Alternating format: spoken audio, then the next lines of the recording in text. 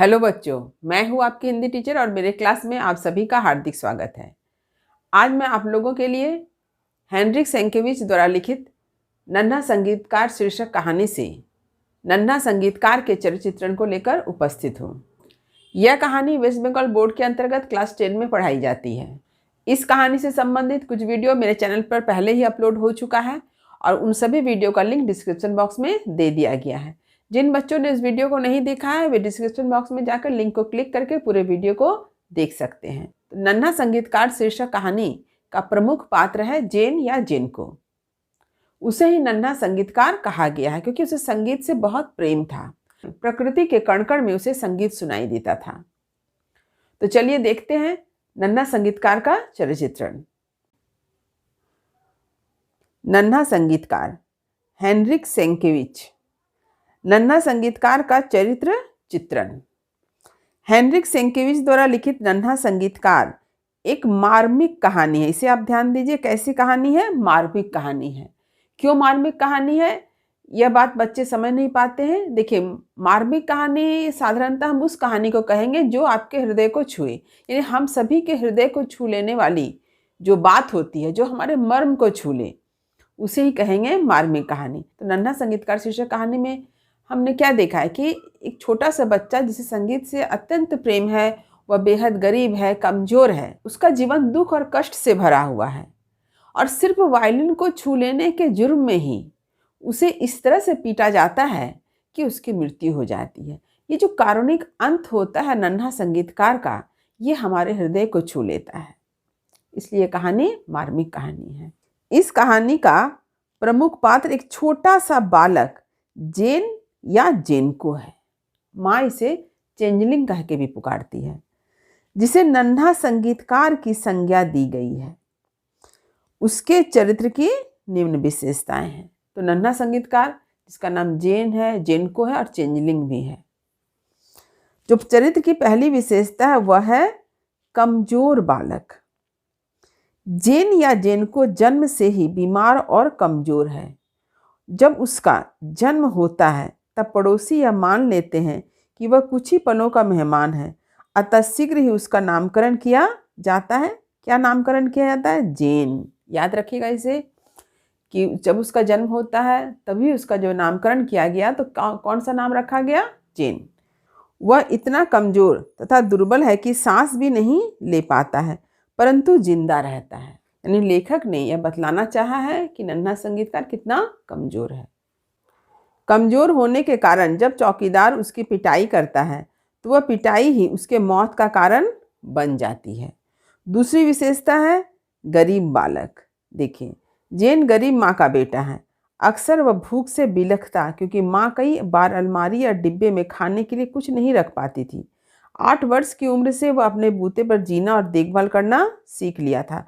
तो कितने वर्ष की उम्र से उसने जीना सीख लिया अपने बूते पर? 8 वर्ष की उम्र पर। इसे आप हमेशा याद रखें। तीसरी जो विशेषता है वह है संगीत प्रेमी, यानी संगीत से उसे अत्यंत प्रेम है। जेन संगीत प्रेमी था। लेखक ने उसके बारे में कहा है, संगीत से उसे बेइंतहा मोहब्बत थी और यह मोहब्बत ही उसका जुनून थी। हर किस्म की आवाज़ में उसे संगीत सुनाई देता, हर आवाज़ वह डूबकर सुनता। जेन को पूरा जंगल गाता हुआ सुनाई देता। उसका मन तो जंगल में ही बसता था। उसे पेड़ पौधे, पत्तियां, मेड़ों की घास, बगिया में चिड़ियां सब गीत गाते प्रतीत होता था। उसकी संगीत प्रियता उसे ईश्वर से उपहार स्वरूप मिली थी। उसे अपने संगीत की लत के कारण बहुत मार खानी पड़ती थी, पर अपनी इस लत को छोड़ना उसके वश में नहीं था। उसकी संगीत प्रियता को देखकर ही पड़ोसियों ने उसका नाम संगीतकार जेनको रख दिया। तो उसका नाम संगीतकार जेनको क्यों रखा गया, यहाँ पर आपको स्पष्ट हो गया है कि उसकी संगीत प्रियता को देखकर, यानी प्रकृति के कण कण में उसे क्या है? संगीत सुनाई देता था। चौथी विशेषता है कल्पना और ख्वाब में लीन। जेन को देखकर ऐसा प्रतीत होता था कि वह दुनिया से अलग कुछ अन्य विशेष बातों में व्यस्त है, जहां दूसरों की निगाह नहीं जाती है।